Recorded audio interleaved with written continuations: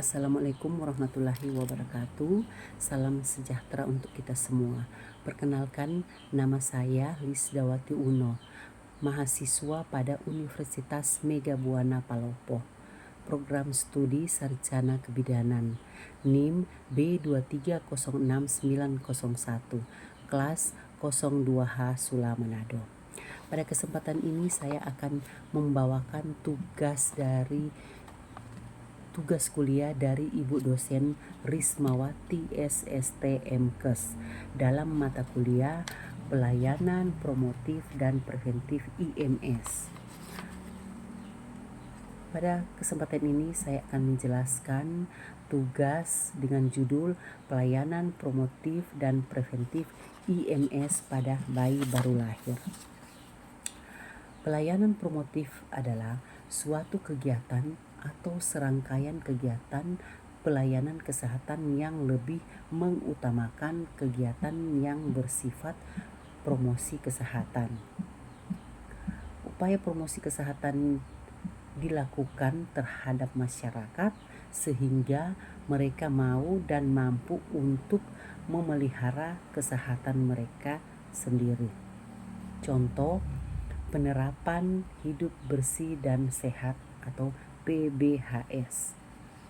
Pelayanan preventif adalah suatu kegiatan pencegahan terhadap suatu masalah kesehatan atau penyakit. Upaya preventif dengan berbagai keadaan untuk menghindari terjadinya masalah kesehatan yang spesifik mengancam di masa yang akan datang. Contoh, pemeriksaan kesehatan secara berkala, mendeteksi secara dini IMS, pemberian vaksinasi atau imunisasi, pemberian vitamin, dan lain-lain.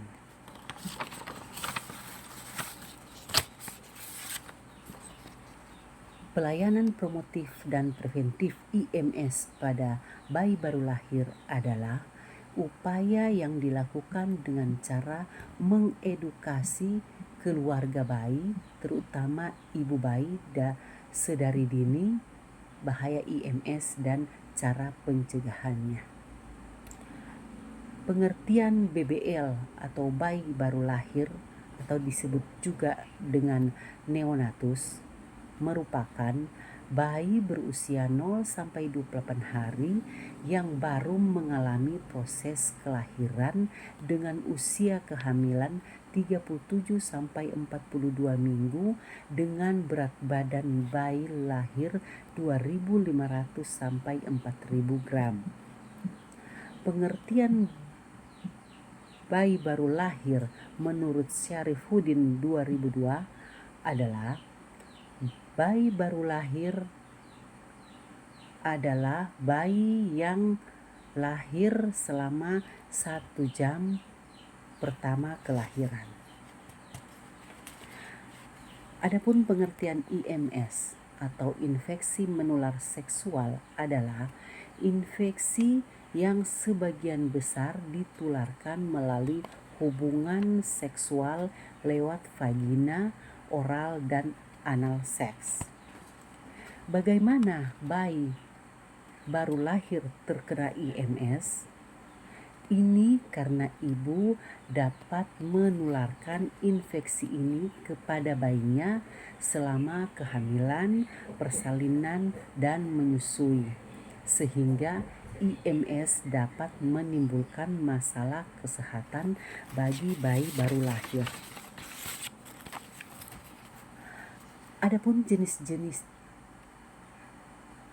infeksi menular seksual yang dapat menular ke bayi baru lahir antara lain sifilis, hepatitis B, hepatitis C, penyakit herpes, trichomoniasis, gonore, chlamydia, human papilloma virus, dan HIV. Adapun dampak IMS pada bayi baru lahir yaitu pertama, berdampak pada persalinan prematur atau berat badan lahir rendah. Dampak kedua yaitu bisa terjadi infeksi. IMS dapat menyebabkan infeksi akut pada mata, paru-paru, darah, sendi, serta penyakit kronis. Contoh, bila bayi hidup dengan HIV yang tidak terdiagnosis atau tidak berobat dapat menyebabkan AIDS.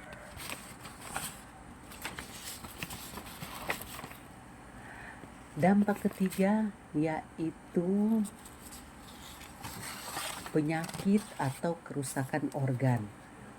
Contoh, bayi yang terkena sifilis yang tidak diobati, kerusakan organ, tulang, dan otak. Kondisi ini dapat menyebabkan kebutaan, tuli, anemia, ruam, meningitis, hepatitis, atau kanker hati pada bayi baru lahir.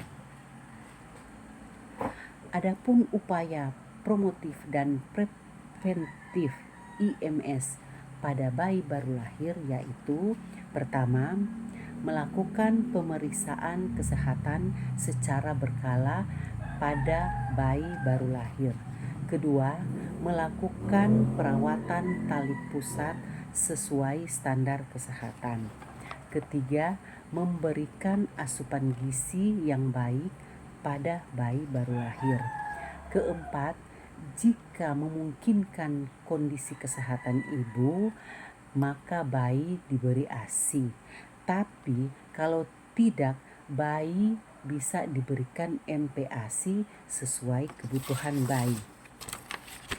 Kelima, memberikan imunisasi dasar seperti hepatitis, BCG, polio, DPT, campak, rubella. Keenam, persiapan dini dan antisipasi rencana rujukan ke fasilitas yang lebih memadai jika terjadi komplikasi pada bayi baru lahir. Itulah tugas mandiri dari saya. Semoga bermanfaat. Terima kasih.